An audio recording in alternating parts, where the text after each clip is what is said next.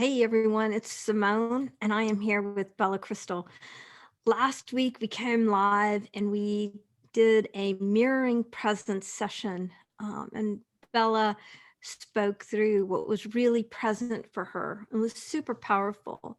We said we would come back this week and Bella would be present for me.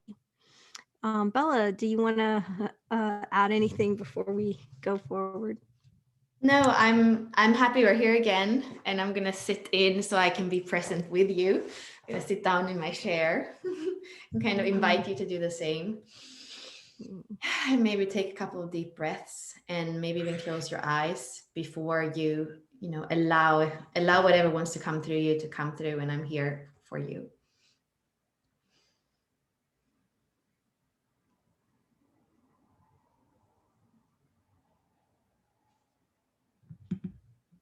Mm. So, um, when I tune into my body today, what's alive is understanding my roles in different groups. And it kind of started earlier today. Bella and I were in a meeting and we were each asked, there were three of us, and we were each asked to say what we needed to move forward for our meeting next week. And I did not feel comfortable taking an active and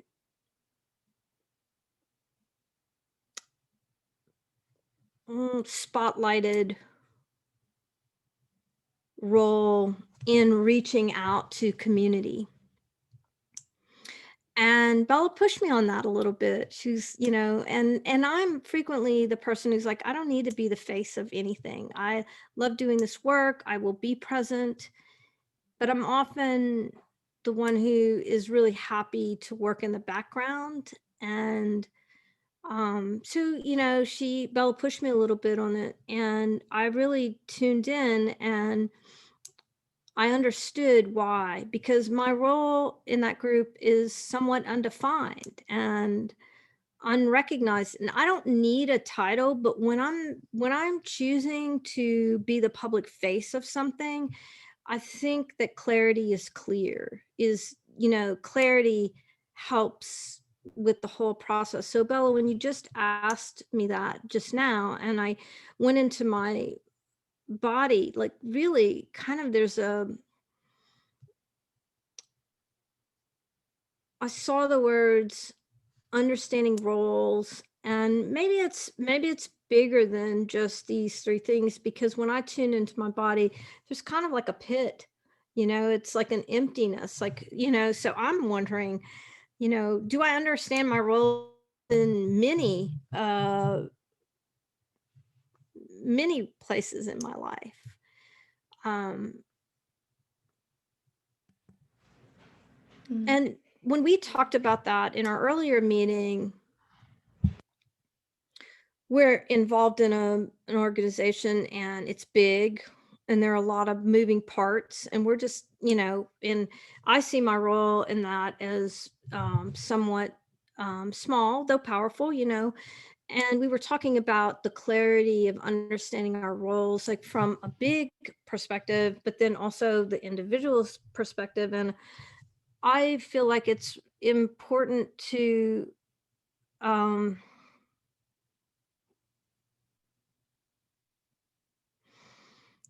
be conscious for what you're signing up for.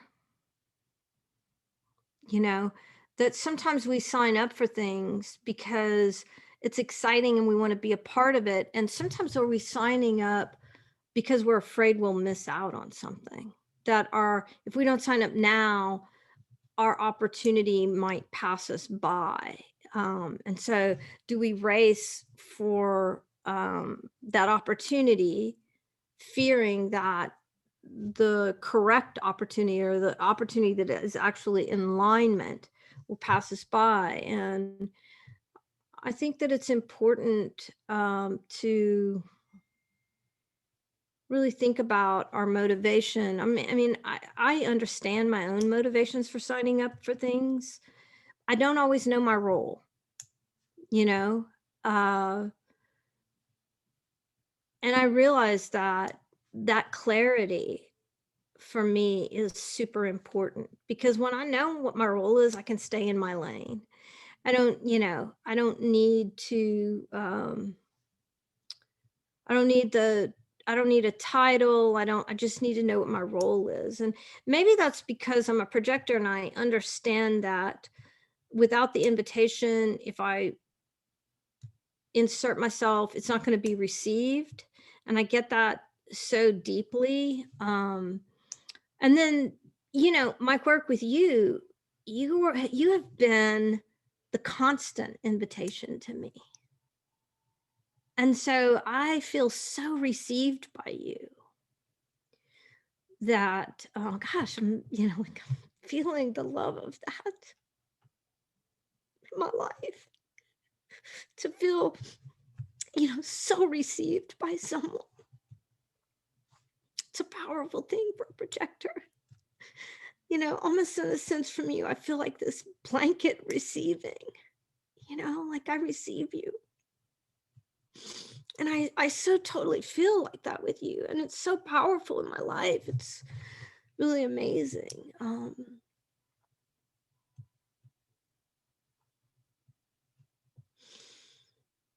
And when we were talking earlier, we were thinking about, we were considering not only how we, knowing our roles is important for us, but then, if this is a conversation we're having, it's in the collective, right?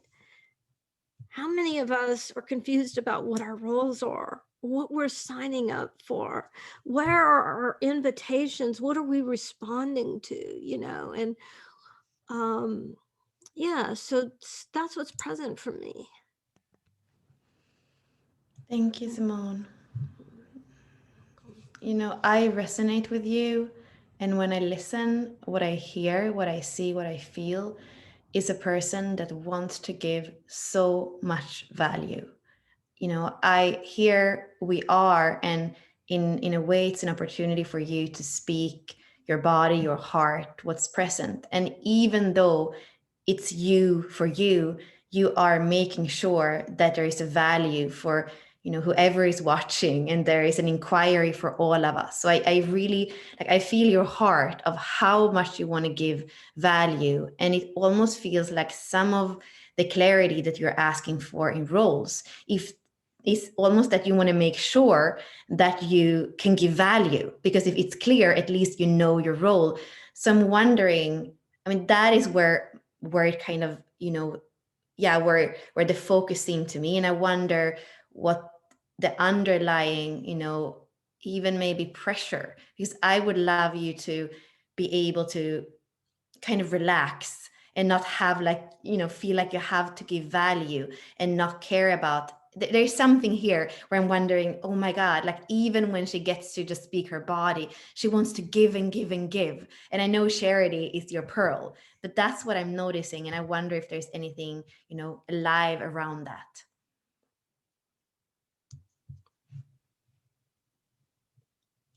I think that is such a part of who I am that it comes through without me even intending it. Because I'm always looking from, the blade of grass to from outside in the universe. So I'm constantly, I have that my own view, but I have this awareness that if I'm thinking about this, it's in the field.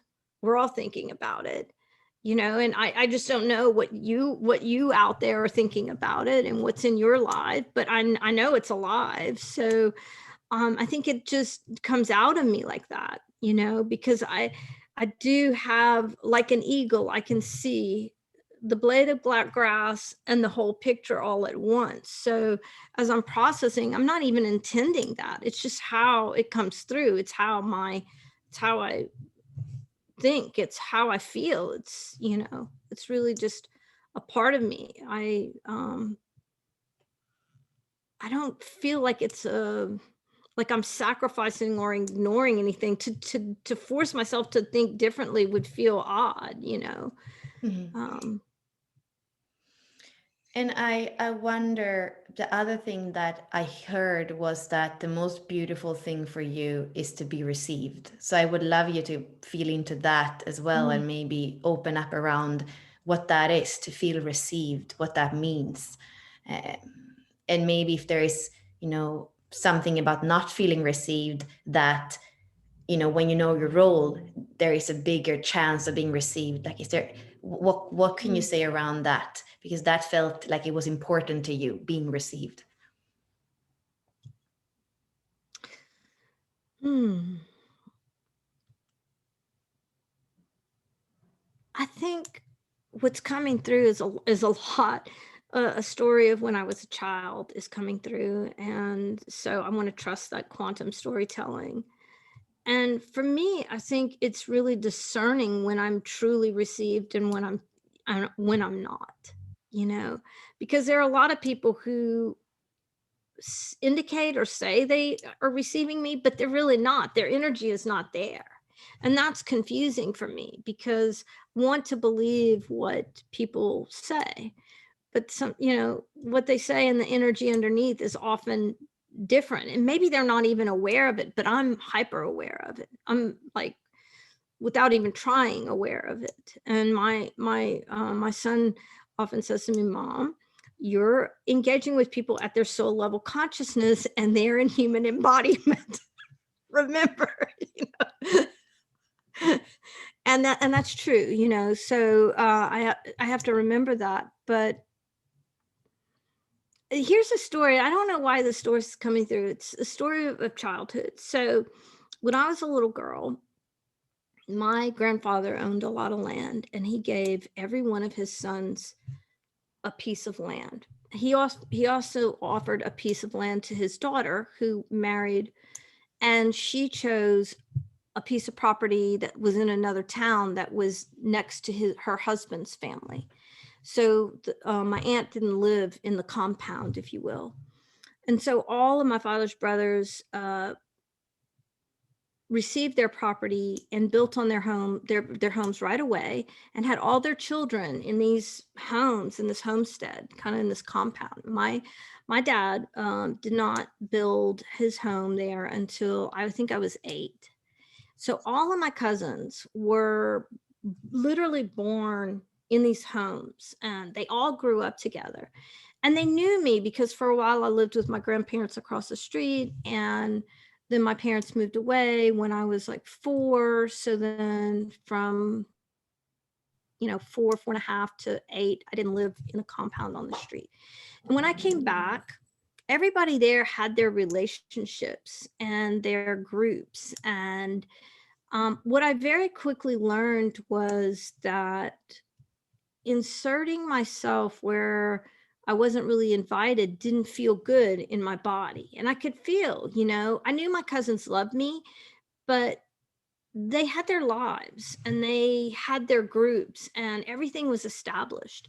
And I really learned to just wait for the invitation from one of my cousins before I jumped in.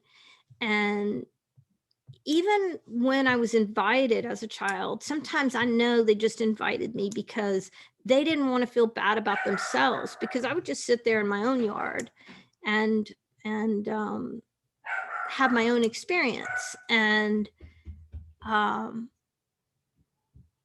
I wanted to play with them, but I wanted them to want me to play with them. And it took a long time. It took years of them, you know, being around me and feeling comfortable with me before the genuine invitations were there. And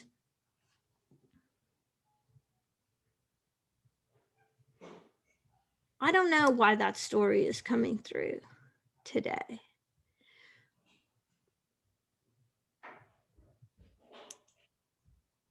But I do know when I feel into that story, the clear knowing that forcing playing with my cousins did not work. So, I remember that from very, very early on. And even before that, when I was a little one at my grandmother's, my cousins, my whole family would descend upon my grandmother's home on Sunday after church. and all of my cousins would be there playing. And that was my home. It was where I lived. I lived with my grandparents. And even then, I was an outsider in my own home because they all descended in their groups, and that didn't bother me really. I was able to watch with, observation. It made me curious. It taught me to watch people. I knew a whole lot from just observing other people, even as a little one. And um, yeah, I don't know why that story comes through or what value it has for people who are with us. What do you think? Hmm. I feel like last time when I was speaking, I remember myself saying, wow, I think this is the core, or even the core wound. And I believe I was speaking about worthiness and the open ego and kind of having to prove that you're doing everything. And it's funny when we meet in these kinds of sessions, how that kind of comes, the core of it comes up. So I would say, I believe that this thing about being received, as you're talking to, it's something that's there from very early. And there is something where, there is a gift in it, but there is also somehow a pain in it, because you were little, and at that point you kind of just wants to be loved and included, and there was a process around it for you. So yeah, I do believe that we're touching this tender place that is a gift, but also comes from a place where it wasn't easy.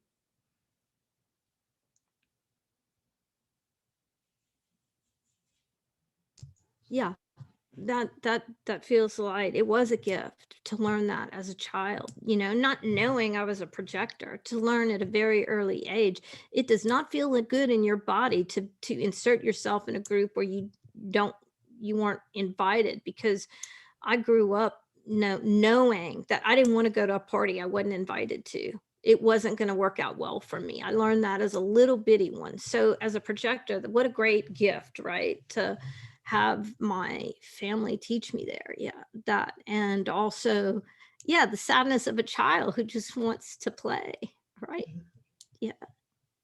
So what is it right now in your life and the call this afternoon? Like, what is it that's connected to this, and where could it go wrong? It's the Mhm. question that comes from me. Where could it potentially go wrong? And instead of feeling like a gift, feeling a bit like a curse. Hmm. Mm. Where could it go wrong? Wow, that's a powerful question.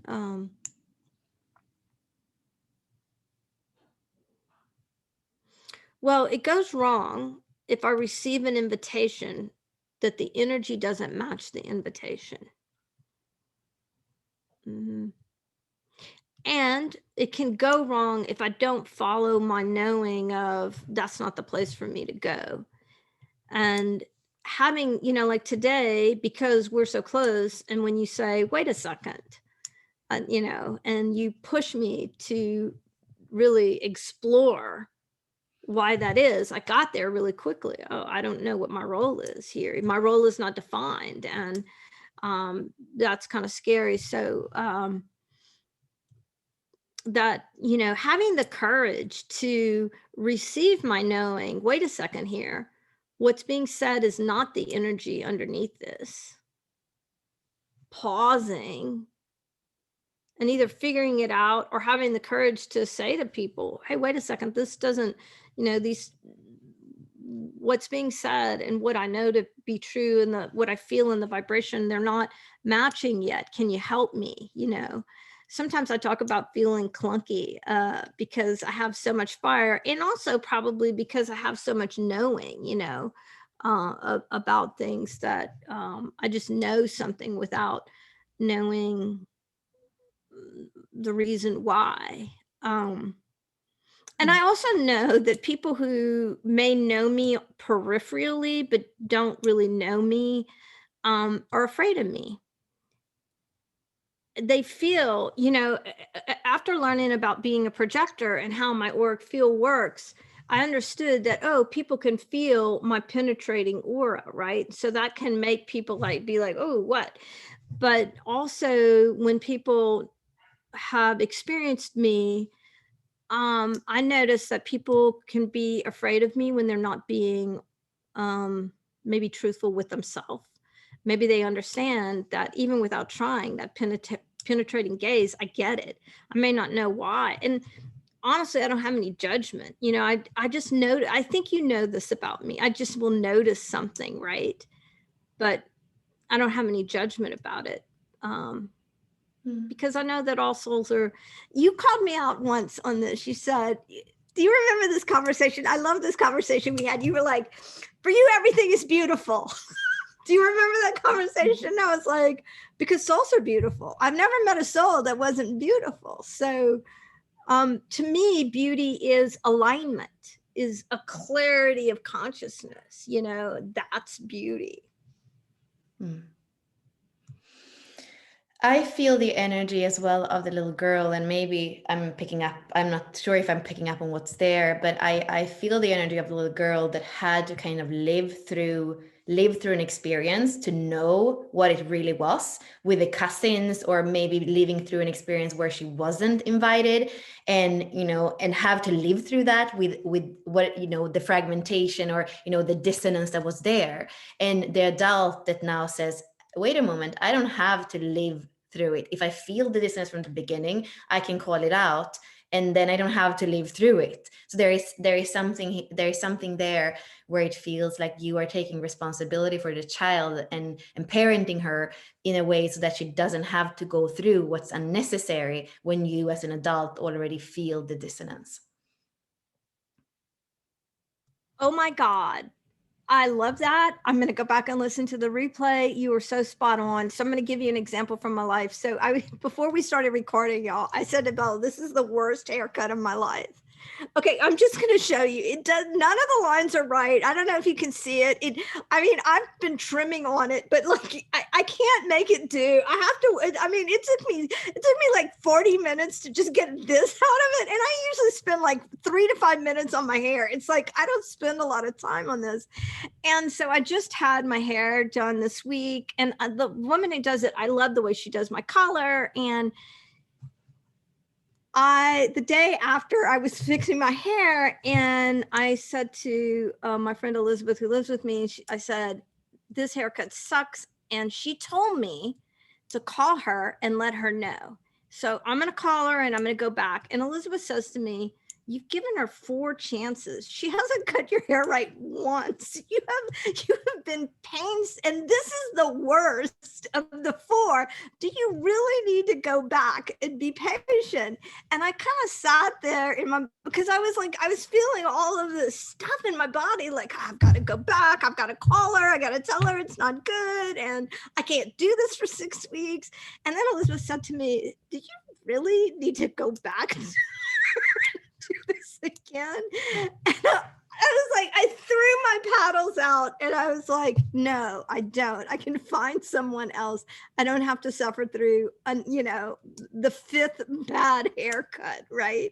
Like, if you haven't been able to communicate, in a way that she could get it 4 other times, it's okay. I don't have to live through that experience. And so it's just that's what you said. It's present in my life right now. So yeah. Thank you for articulating that. I wish you'd say it again so I can be sure to get the essence. Mm.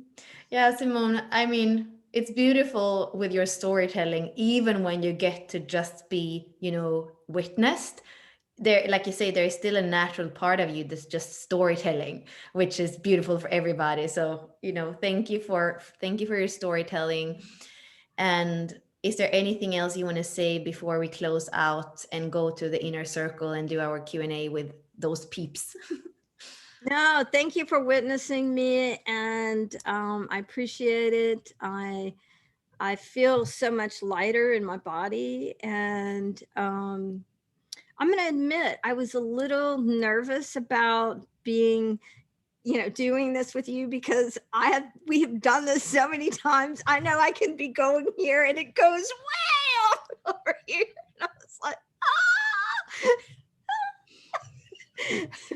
So, but it was fabulous, right? So Yeah, and it was great, and I really appreciate it. And thank you, thank you, thank you. And thank you to everybody who is joining us, and everybody we got messages from after Bella's opportunity to be witnessed and mirrored last week. It was so touching to hear from you, from those of you who it really benefited. So we thank you for being here, and we love you. Yeah, Yeah. thank you, everybody. See you next week. Bye.